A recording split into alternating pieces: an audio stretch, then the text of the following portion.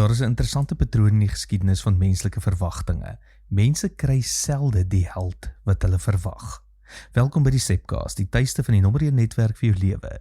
Dis waar ons stories nie hoor, dieper kyk en saam ontdek hoe Jesus vandag werk.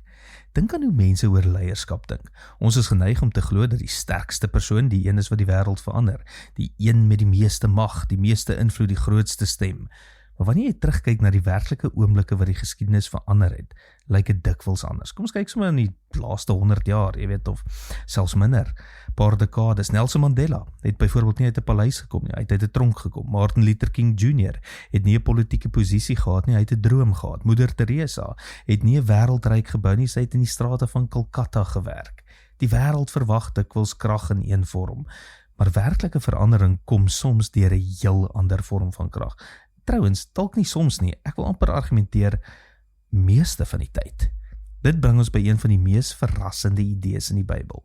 Vir eeue het baie mense in Israel gewag vir 'n Messias, 'n bevryder wat God se volk sou herstel. Die verwagting was redelik duidelik.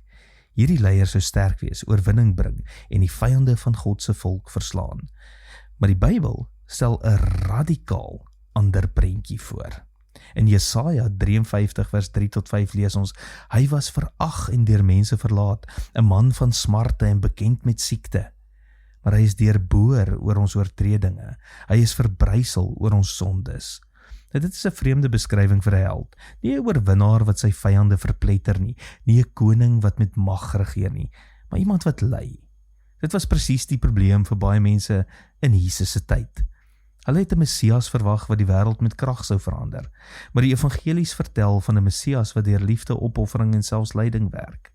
En dit is waar die Bybelse idee van krag anders lyk as die wêreldsin. Ware krag is nie altyd die vermoë om ander te oorheers nie. Soms is ware krag die vermoë om vir ander te gee.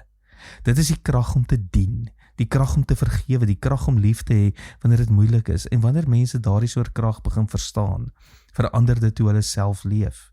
Dit verander hoe hulle oor sukses dink, hoe hulle oor status dink, hoe hulle oor verhoudings dink. Want as die grootste verandering in die wêreld deur opofferende liefde gekom het, beteken dit dat selfs klein dade van liefde deel kan word van 'n groter storie. En dit is presies waar geloof prakties raak. Dit begin nie net in groot teologiese idees nie, maar in hoe mense mekaar behandel in die alledaagse ritme van die lewe. En dit is waarom gemeenskap so sentraal is in die Christelike lewe. Ons leer hierdie nuwe manier van leef nie net deur te luister nie, maar deur dit saam te beoefen, in ons huise, in ons werkplekke en in ons vriendskappe. Dit is presies wat ons bedoel, wanneer ons praat van 'n nommer 1 netwerk vir jou lewe, 'n gemeenskap waar mense ontdek dat ware krag nie lê in mag nie, maar in liefde wat mense se lewens verander. Want soms kom die held wat die wêreld verander nie in die vorm wat mense verwag nie, maar in die vorm wat die wêreld eintlik nodig het. Die wêreld leer ons dat sukses beteken om bo uit te kom, erkenning te kry en invloed te hê. Maar Jesus wys 'n ander pad, die pad van diens. Vandag kies doelbewus een plek waar jy iemand anders kan dien, sonder dat jy iets terugverwag. Help 'n kollega, luister na iemand wat swaar kry, doen iets vir jou gesin sonder om krediet te soek.